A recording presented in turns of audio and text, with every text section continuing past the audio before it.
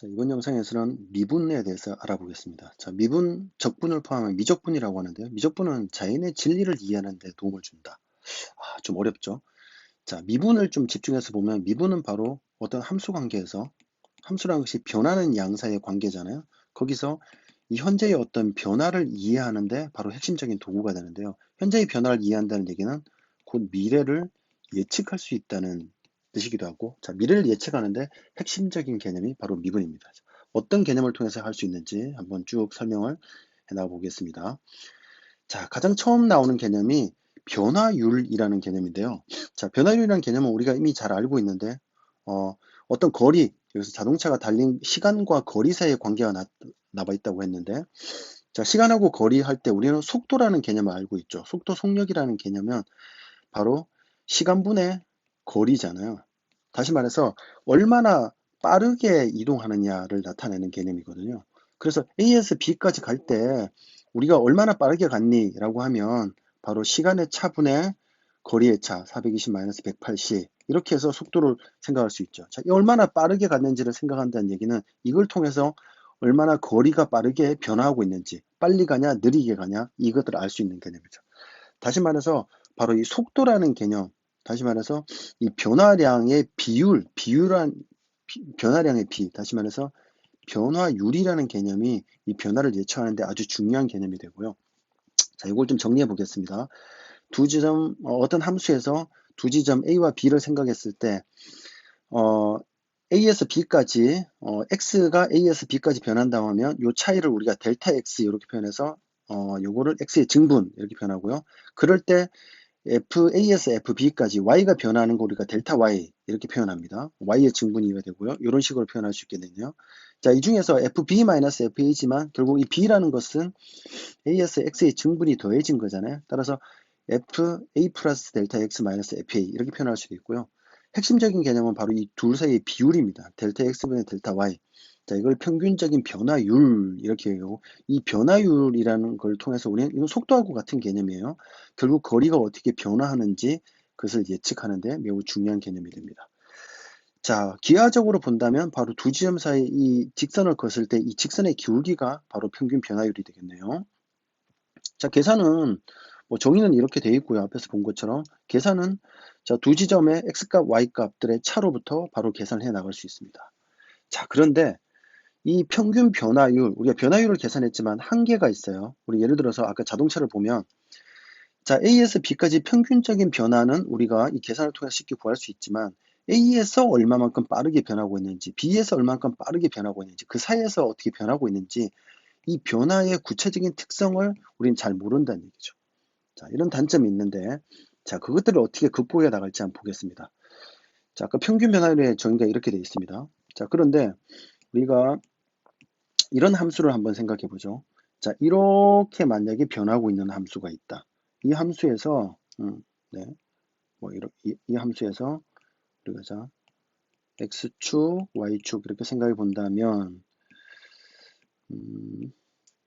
자, 한 지점 A에서 어떤 B 지점까지 변화한다고 할 때, 자, 이게 A고 이게 이제 XB라고 하면 이 평균적인 변화율은 바로 이것만 알 수 있는 거죠. 이 각각의 구체적으로 어떻게 변하는지를 여기서 굉장히 빠르게 변하고 있다가 점점 또는 속도가 줄어들었다가 또는 속도가 늘어났다가 이렇게 변하고 있거든요. 이 각각의 구체적인 변화를 우리가 알 수 없어요. 자, 비슷한 개념이 바로 통계에서도 나타나는데요. 통계에서 보면 우리 평균의 함정이다 이렇게 표현을 쓰거든요. 혹시 기억하시나요? 자, 예를 들어서 이 강물이 이렇게 있는데 그 강물의 아래 수심이 이렇게 보면 강 가운데서 이렇게 갑자기 이렇게 아주 깊은 것이 등장할 수 있죠. 그렇지만 이 강의 평균 수심을 만약에 얘기한다면 평균 수심은 예를 들어서 130이다 이렇게 조사가 됐어요. 그러면 우리는 다 누구나 안전하게 건널 수 있잖아요. 근데 실제로 안전한가요? 그렇지 않죠. 만약에 여기서 이렇게 200cm가 되는 이런 깊이가 존재한다면 매우 위험할 수 있겠죠. 따라서 우리가 평균이 매우 편한 도구이긴 하지만 이것은 매우 부정확할 수도 있거든요. 그럴 때 통계에서도 이 각각의 데이터가 매우 중요할 때가 있는데 바로 이 변화율도 마찬가지입니다.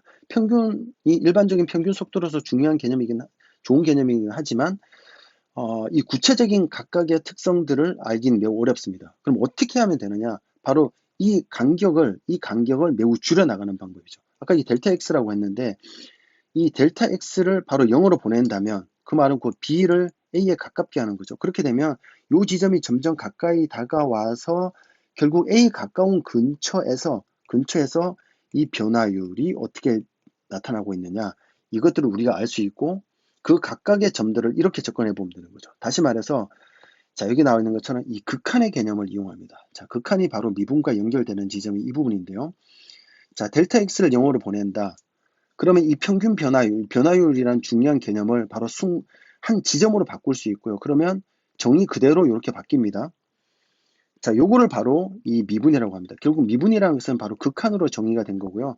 어떤 한 지점에서 요 값이 존재함의 미분 가능하로 얘기하고 요 값을 바로 그대로 어떤 순간으로 가지고 왔으니까 B 지점을 A 지점으로 가지고 왔죠. 그러니까 AS의 바로 순간적인 변화율 또는 이것을 미분 계수 이렇게 표현하는 거죠. 자, 기호는 F'A 이렇게 표현하고 정의는 그대로 씁니다. 델타 X를 0으로 보낼 때 바로 A 지점에 아주 가깝게 가져간 거죠. 그래서 델타 X분의 FA 플러스 델타 X 마이너스 FA 이렇게 표현합니다. 이 변화율이니까. 자, 요거를 요 부분을 좀 쉽게 하기 위해서 B 지점을 X라고 표현하면 이렇게도 표현합니다. X를 이제 B를 A로 보낸다는 개념을 X를 A로 보낸다고 하면 X-A분의 FX-FA. 그러니까 이게 이제 델타 X고 분의 델타 Y가 되잖아요. 그 개념으로부터 그대로 이해하면 되겠습니다. 자, 어떤 함수식이 주어지고 x는 3에서의 미분 계수를 구하라고 하면 정의 그대로 하면 됩니다. 자, 두 가지 정의 방식이 나와 있는데요. 자, 위에 델타 x를 0으로 보내는 방식으로 하면 이렇게 식을 쓸 수 있고요. 요 함수식에다가 요 식을 그대로 놓고 한 다음에 요걸 막 풀어준 거예요. 이걸 계산을 해버리서 간단하게 나타내 버리면 다 정리가 되고, 자, 인수분해해서 남은 거를 이렇게 계산하면 되죠. 이거는 그대로 그냥 극한값 계산하고 똑같습니다. 왜냐하면 미분이 극한으로 정의가 되어 있으니까요. 자, 두 번째 방식으로는 이렇게 할 수도 있고요. 역시 똑같은 방식으로 정리를 하면 이렇게 갈 수 있습니다. 두 번째 방식이 좀 눈에 쉽게 들어오죠. 자, 미분계수를 우리가 기하학적인 의미로 볼 텐데요. 왜냐하면 우리가 함수라는 것은 변화하는 관계를 다루고 있다고 그랬고 이 관계를 우리가 눈으로 보면, 다시 말해서 시각화시켜 보면 이해하기 편하다고 했는데 그 방법이 바로 그래프잖아요. 자, 그렇다는 얘기는 이 미분계수, 이 변화를 알아내는 미분계수도 결국 그래프상에서 어떻게 나타나는가를 보면 될 텐데 한번 보죠. 자, 이런 내용입니다. 어떤 P 지점, A 지점에서 A를 P에 가깝게 가져갈 때 아까 했던 이 기울기가 이 선이 어떻게 변하는지를 보면 될 텐데, 자, 여기서 한번 살펴보도록 하죠. 자, 이 Q 지점을 P로 이렇게 가깝게 가지고 오게 되면 결국 두 지점을 연결하는 이 직선 평균 변화율이 점점 P 쪽에 가까워져서 결국은 P점에서의 뭐가 됩니까? 자, 이렇게 된다면 결국 P점에서의 이 접선에 바로 접점에 붙게 되고요. 이 직선은 바로 접선의 기울기를 나타내게 됩니다. F'A는 이렇게. 자, 요거에 대한 증명은 약간 복잡하니까 생략하도록 하죠. 자, 여기서 보고서 이렇게 직관적으로 이해를 하면 되겠습니다. 자, 미분계수의 기하학적 의미는 바로 그 지점에서의 우리가 구하려고 하는 점에서의 바로 접선의 기울기와 같다. 그러면 이런 문제 생각해 볼 수 있잖아요. 접선의 기울기를 구하라 이러면 바로 이 지점 x는 1에서의 미분계수를 구하라는 말과 같은 말이다. 이렇게 해석하면 되겠죠. 자, 정의 그대로 풀어보면 되겠습니다. 자, 이렇게 해서 뭐 미분계수, 우리 순간적인 변화를 구하는 건 어렵진 않은데요. 자, 마지막으로 미분 가능하다, 연속이라는 말 나와 있는데요. 한번 살펴보죠. 미분 가능하다는 얘기는 미분 계수를 구할 수 있다는 얘기거든요. 미분 계수 구할 수 있다. 자, 연속이라는 말은 우리가 극한에서 나오는 개념인데, 자, 여기서 간단하게 한번 설명을 한번 해보죠. 자, 우리가 일반적으로 알고 있는 이런 어떤 함수들 보면, 자, 이런 함수들을 생각해 보면 끊어지지 않아 있죠. 자, 끊어지지 않았다. 이게 바로 이런 함수를 우리가 연속함수라고 합니다. 연속함수. 자, 반대로 우리 이런 그래프 극한할 때 본 적 있죠? 어떤 함수가 이렇게 끊어져 있어요. 예를 들어서 이렇게. 이거는 우리가 우극한과 자극한이 서로 다르잖아요. 극한값이 존재하지 않는 경우죠. 자, 우극한하고 자극한이 같지만 함수값이 다른 경우들도 있습니다. 자, 이런 경우도 끊어져 있게 되는 거죠. 자, 이렇게 되지 않은 함수를 연속함수라고 하고 이 연속함수가 우리가 일반적으로 수학에서 다루기가 매우 편한 함수가 되는데 결국 연속함수라는 얘기는 극한값하고 함수값이 같은 그런 함수라고 볼 수 있거든요. 자, 그러면 자, 미분 가능하다는 얘기는 이 정의에 따른 미분 계수가 존재한다는 얘기거든요. 자, 미분 계수가 존재한다는 이 사실로부터 자, 요 식 한번 보자. 리미트 x를 a로 보낼 때 fx-fa라는 식을 쓰고 자, 식을 약간의 변형시켜 보면 요렇게 추가를 할 수 있습니다. 그러면 요 앞부분이 바로 미분 계수가 되고 d식은 x를 a로 보낼 때 0이 되잖아요.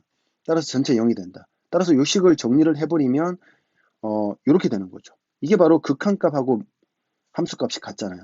결론은 뭐냐면 미분 가능하면 정리해보면 어떤 지점 x는 a에서 미분 가능하다면 그 지점에서는 연속이라는 것도 보장한다는 얘기예요. 다시 말해서 미분 계수를 구할 수 있으면 그 지점에서 함수는 끊어지지 않았다. 이렇게 해석할 수 있고요.